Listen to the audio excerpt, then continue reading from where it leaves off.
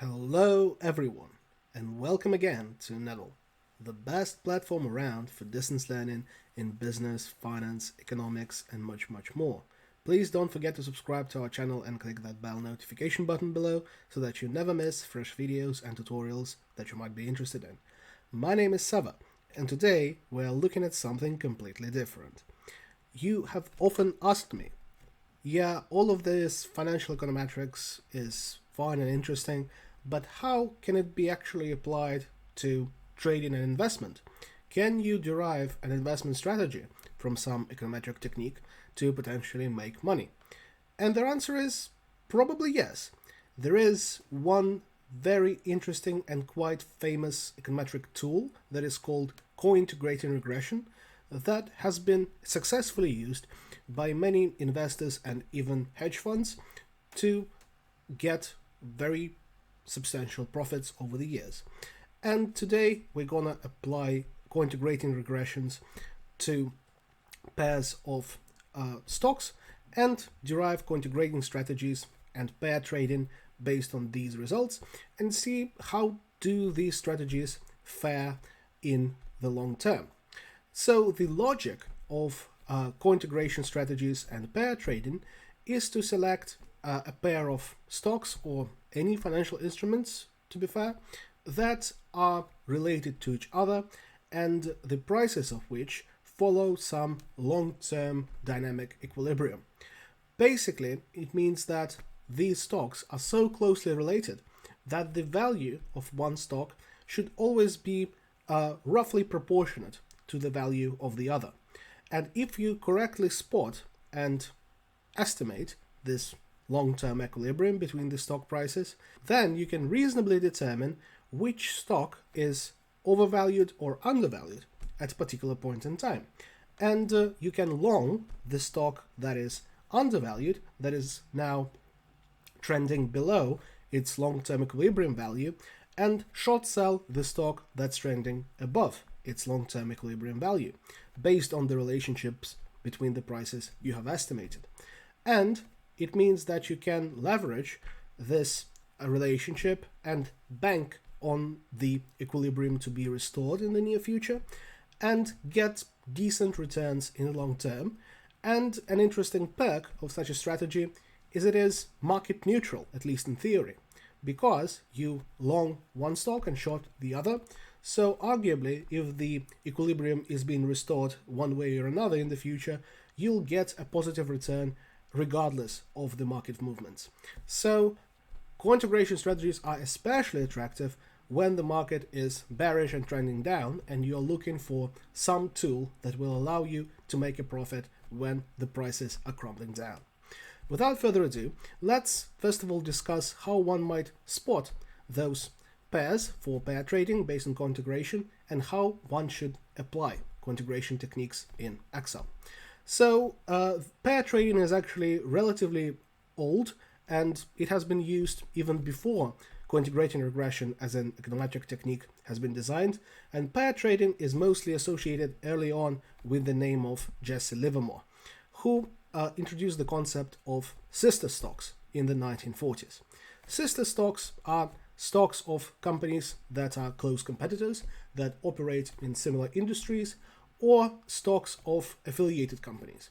The clearest example and the case when co-integration is applicable the most are stocks with multiple listings. For example, if you can trade on multiple markets where the same company is being traded, you can basically undertake a dynamic arbitrage. Even if this is unavailable to you, you can find decent sister stocks pairs by exploring companies that are from the same industry or that are toughly competing with each other.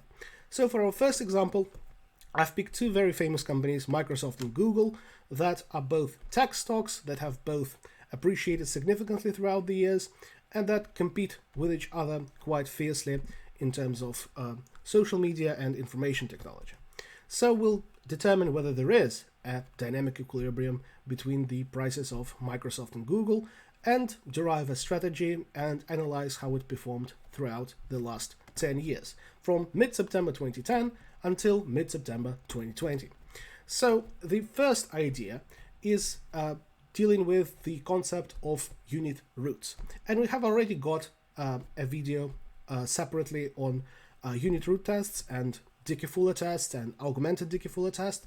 So please check this out if you want to familiarize yourself with the concept of a unit root. But long story short, the dynamic equilibrium between the two stock prices exists if there is some linear combination of the two prices. If you can express one stock price as a linear function of another stock price, and the difference between those two variables would be stationary, so it would not have a unit root. So we can check for a number of different linear functions that are available to us that will express one stock price in terms of the other, calculate the difference between the actual stock price and its fair value, estimating using this linear function with another stock price being the argument, and check if this difference is stationary using a Dicky-Fuller test. And if the series of differences is indeed stationary as per the Dicky-Fuller test, we can actually check whether a cointegration strategy would be profitable. Without further ado, let's start estimating our cointegrating regression. First of all, we need to select some parameters that will express the stock price of Google in terms of the stock price of Microsoft. So the easiest way to go would be to just estimate a simple naive linear regression, regressing Google prices onto Microsoft prices.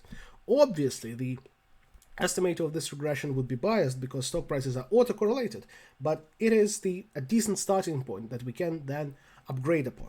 So first of all, let's just figure out the slope of the stock price of Google onto the stock price of Microsoft. And we enforce the slope function and get 7.15. Then we need to figure out the intercept, and we could just enforce the intercept function, but to figure it out more briefly and generalize it further to an instance where we don't use the linear regression to figure out those parameters, we can just figure out the average stock price of Google and subtract our slope value times the average stock price of Microsoft. And here we get our two parameters that express the price of Google in terms of the price of Microsoft. So we can actually code this cointegrating equation over here and figure out how far does the Google price deviate from its fair value as per this linear relationship. So we just refer to our intercept and we lock it, as we don't want it to change day by day, add our slope, and we'll lock the slope as well, and multiply it by the respective price of Microsoft. And we enforce this formula and bottom right click it all the way down, and we can see the fair value of Google estimated as per the linear relationship with the price of Microsoft. And now we need to figure out our x, which again is a series that we want to be stationary, and this series is the difference between the actual price of Google and its dynamic equilibrium. And we want to see if prices converge to this dynamic equilibrium soon enough. And this is exactly what the test would show us, and it would indicate how reliable our pair trading strategy banking on this dynamic equilibrium is. So to figure it out, we can just subtract the price of Google from the cointegration equation, and we'll get 180 in our first entry, which would mean that the price of Google is lower than it should be as per the dynamic equilibrium. So Google is undervalued at this stage and Microsoft is overvalued. So at that stage, we would long Google and short Microsoft. If X, on the other hand, was negative, we would do it the other way around. We would conclude that Google is overvalued according to this estimated dynamic equilibrium, and Microsoft is undervalued. So we would long Microsoft and short Google. Easy as that. Here we need to apply this difference function throughout our trading period, and also we need to figure out the delta, so the first difference in this X function throughout the trading days, so that we can apply the Dicky-Fuller unit root test to determine whether this series is stationary. So we can subtract the previous value of X from the current value of X and get our delta.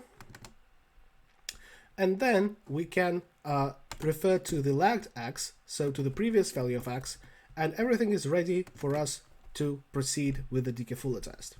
For the Dicky-Fuller test, we just need to run a linear regression relating delta x to the lagged value of x. And what we are looking for our coefficient, our slope in that case, to be significantly negative. Because if it is indistinguishable from 0 or even higher than 0, then the unit root in this series is present. And we cannot assume this series is stationary. So all of the logic of dynamic equilibrium and convergence breaks down, and we cannot apply the pairs trading strategy. But if it is significantly negative, it means that this series of x's, so deviations from the dynamic equilibrium, is stable, and cointegrating strategy can be profitable. So we need to select just an array of 2 by 1 because we do not care about anything except the coefficient and the standard error for the Dicky-Fuller test, and apply the linest function, regressing delta x onto lagged x. And we don't want the constant here, put in 0, as we don't want our delta to be positive or negative irrespective of x, as we do want our x, the difference between fair value and stock price, to fluctuate roughly around 0 all the time. So this would be the most natural way to proceed with our Dicky-Fuller test. And we do want our stats to report it though, because we need the standard error to estimate the Dicky-Fuller t-stat and figure out if it's significantly negative, significantly different from 0 in the negative direction. And we can close the bracket and enforce the linest function with Shift-Control-Enter, and we'll get our coefficient and our standard error here. And now we can calculate the respective t-stat, dividing the coefficient by the respective standard error, and we'll get minus 1.753. And if we compare this Dicky-Fuller t-stat with the critical values of the Dicky-Fuller t-distribution, bear in mind it does differ from the regular t-distribution, so we can't just do a regular two-tailed t-test, but we can compare it with the tabulated values. So here we can see that our t-stat in terms of magnitude is greater than the critical value for 10% confidence interval, but lower than the t-stat for the 5% confidence interval. It means that our series does not have a unit root at 10% significance, but we cannot really rule it out at the 5% confidence interval. So the results are mixed. But we can see some cointegration being here, even if we estimate our slope naively using linear regressions and prices.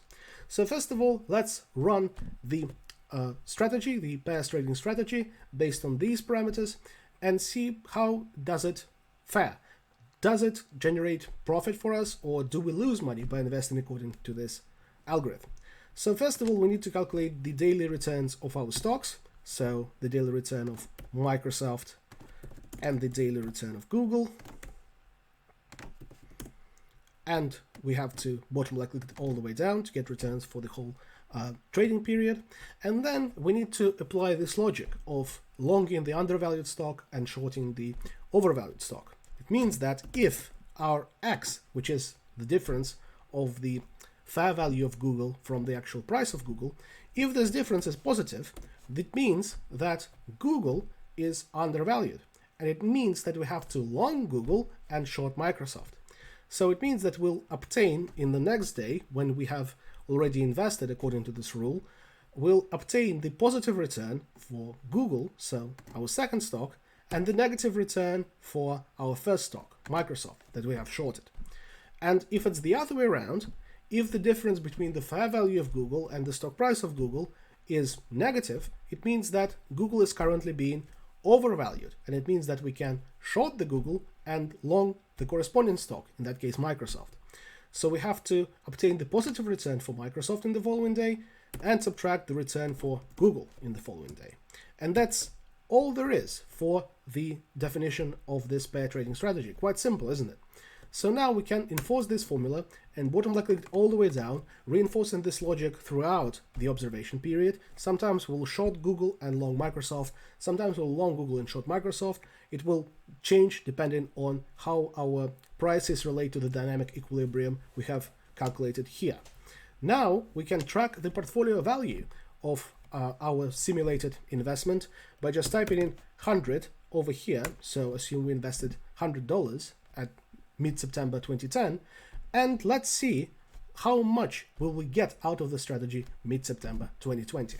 To do that, we just need to multiply the portfolio value in the previous day by 1 plus the strategy return in this day. And that, bottom line clicking it all the way down, gives us the answer. We can look at the graph and how the strategy performed, and we can see that $100 in mid-September 2010 have been slowly but surely appreciating before tanking a little bit during the current crisis and returning us somewhere in between $200 and $250 at the end of our observation period. We can verify it by going all the way down and seeing that at the very end, indeed, our portfolio value is $232.50. That's not bad, but given the fact that the individual stocks that we are considered, Microsoft and Google, also appreciated a lot during this period, this might signal that it's just the stocks that are good, not that the strategy is something remarkable.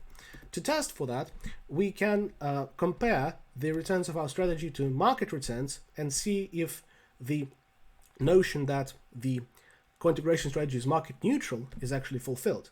Do we actually obtain any return by utilizing this pair trading without exposing us to any systematic market risk? It's an interesting question to answer and an easy one to answer as well, because we can just calculate daily market returns using the S&P 500 index, calculating them for all our observation periods as well, and then we can just calculate the beta of our pairs trading Cointegration strategy by using the slope function, regressing our strategy returns onto the returns of the S&P 500, the market returns. And we get a negative beta actually, so we're moving all other things held equal in the reverse direction than the market, albeit in very low magnitude, but the beta is really close to zero. It means that the notion that Cointegration strategy avoids systematic market risk is to some extent true. But what is our annualized return that this strategy delivers? Well, to do that, we can just divide the portfolio value at the end of our trading period by the portfolio value at the start of our trading period, and remembering that we have invested for 10 years straight, we just can raise it to the power of 1/10 to give us the annualized rate of appreciation of our capital using this strategy, and subtract 1 to get us the annualized return. And enforcing this formula, we'll get 8.8% per annum, which is comparable to the overall market return. It means that Cointegration allows you to get a return that is comparable to the market return without exposing you to any market risk. However, if you look at how the portfolio value changes, you'll see that there are some notable volatilities throughout the year. So it's not risk-free, it's just market risk-free. You are still exposed to the idiosyncratic risk of the companies, and also of the risk that the dynamic equilibrium just doesn't hold up sometimes, and the stocks can be overvalued or undervalued as per the dynamic equilibrium equation you have estimated for a prolonged period of time, which will lose you money or at least prohibit you from gaining money. So one should also acknowledge those types of risks when investing according to the pairs trading strategy. But remember, we have estimated the slope according to a simple linear regression, and we already acknowledged that this estimator is biased. How can we do better?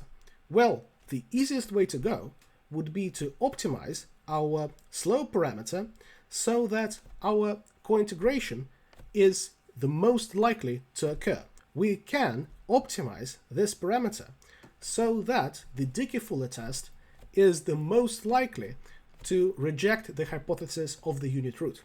We can change this parameter so that our t-stat is as low as possible, as negative as possible, and it would give us some extra certainty regarding the fact that our dynamic equilibrium equation is genuine. So let's do just that. To do that, we have to go data solver and specify our objective function. So we can select our objective function, which is the t-stat, so cell P8, and we need to minimize that. In that case, we need it to be as low, as negative as possible by changing a variable cell that is the slope. And here it's where our formula that we have typed in initially pays off, when the intercept is automatically recalculated according to the slope parameter you selected. And we can make unconstrained variables non-negative because we assume that this dynamic equilibrium relationship is at least slightly positive. We wouldn't assume that one stock will appreciate and the other will depreciate in an equilibrium condition. But you could untick that and it would not make much of a difference. And then we can click solve and wait until the system converges to an optimal solution. And we see that solver showed us a value of slope that is equal to 5.98, so roughly 6. And we can see how it changed our t-stat. Our t-stat is now minus 2.1, which is significant even at 5%. Remember, earlier on we had a t-stat of minus 1.75, which is what was not significant at 5%. But most importantly, what it does to our strategy profitability. We can see that it improves our strategy profitability quite a lot. First of all, the appreciation of our funds invested as per the pair trading strategy is more steady across the years. You just stumble a bit in 2010 and 2011, but then the rate of appreciation is very steady.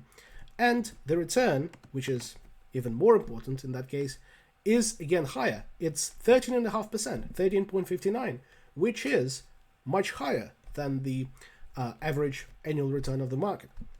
And beta is even closer to zero in that case than in the previous case, which means that there is even lower systematic risk you have to endure to gain that type of return.